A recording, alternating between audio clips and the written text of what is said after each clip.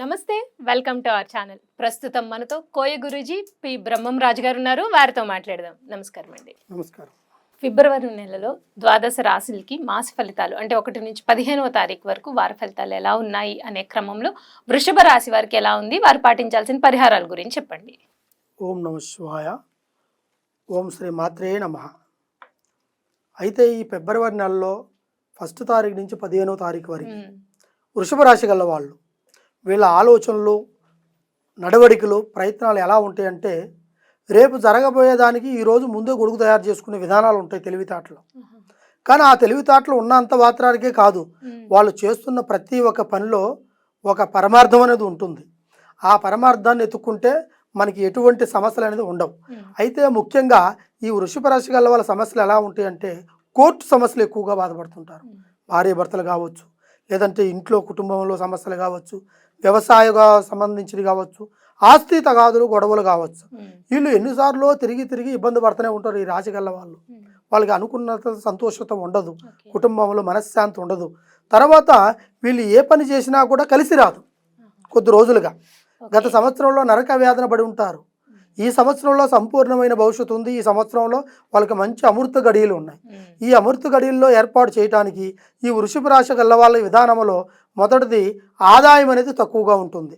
అంటే 7 ఆదాయము, ఖర్చు 12, రాజ్యపూజితం 6, అవమానం 4. ఇట్లా కొన్ని ఇబ్బందులు కూడా కొన్ని రాశి గల వాళ్ళకి ఉంటాయి. అయితే వీళ్ళు ఎక్కువగా దీంట్లో అంటే కోర్టు సమస్యల గురించి, ఆస్తి తగాదుల గురించి, తర్వాత ధన ప్రయత్నం గురించి కూడా వీళ్ళు చాలా బాధపడుతుంటారు. దగ్గరికి వచ్చి దూరం అయిపోవడం, కోర్టు సమస్యలు తీరిపోతుంది అన్నకాడ మళ్ళీ ఇంకొక వాయిదా రావడం, ఇలా కొన్ని ఇబ్బందులు పడుతుంటారు. అదేవిధంగా ఆరోగ్య సమస్యలు కూడా కొన్ని ఉంటాయి. వీళ్ళకి చూసేదానికి ఆరోగ్యంగా బాగానే ఉంటారు, వాళ్ళు కూడా ఆరోగ్యపరంగా ముందుకు రాలేరు. ఎందువల్ల అంటే ఏదో ఒక నలకట, ఒక రోజు ఉన్నట్టుగా ఒక రోజు ఉండదు. ఒంట్లో హుషారు, ముఖంలో కళ, తేజస్సు, నడవడిక ముందుకు పోదు. అటువంటి వాళ్ళకు కూడా ఒక రెమెడీస్ అనేది ఉంటాయి. తర్వాత ఈ ఒక్క రాశి గల్ల వాళ్ళ దాంట్లో రేపు ఏదన్నా ఒక బతుకు తెరువు గురించి, ఒక జాబ్ గురించి ట్రై చేస్తూనే ఉంటారు. ఆ జాబ్ వస్తుందని ఒక సమయంలో బ్రేక్ పడుతుంది.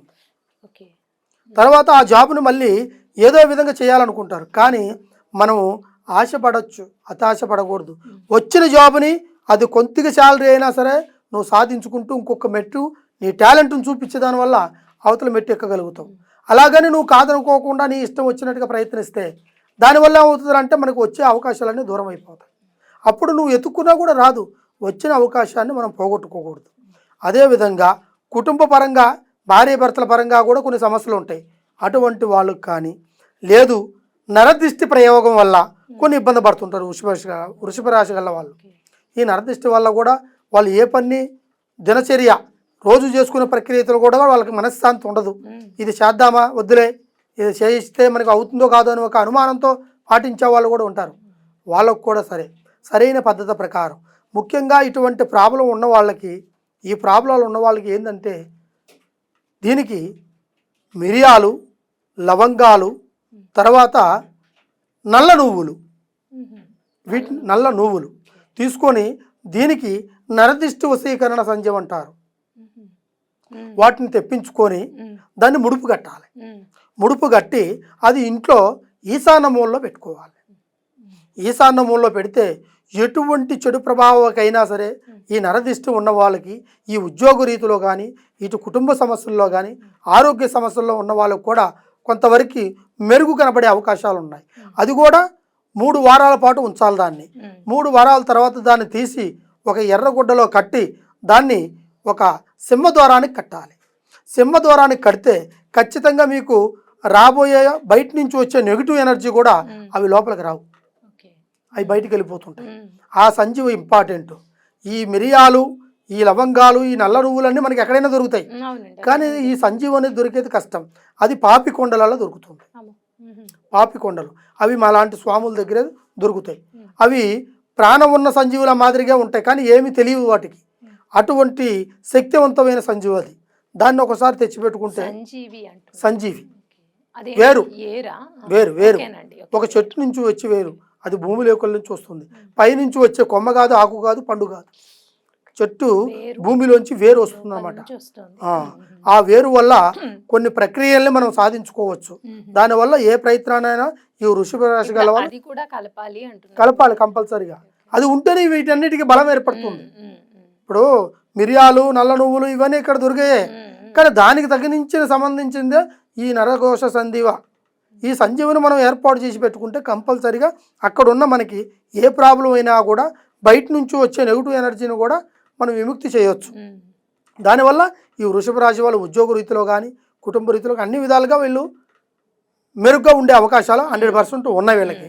తర్వాత వీళ్ళు నిత్య అవసరమైన ప్రయత్నాలు ఏది చేస్తారో దాంట్లో కూడా ముందు అడుగు ఆలోచించి చేయాలి. ఎందుకంటే దాంట్లో కొన్ని ప్రమాదాలు కూడా ఉంటాయి. ముఖ్యంగా మనం పొద్దున్నే లేస్తాం, బైక్ డ్యూటీకి వెళ్ళాలి, బైక్ వేసుకుంటూ సర వెళ్ళిపోతాం.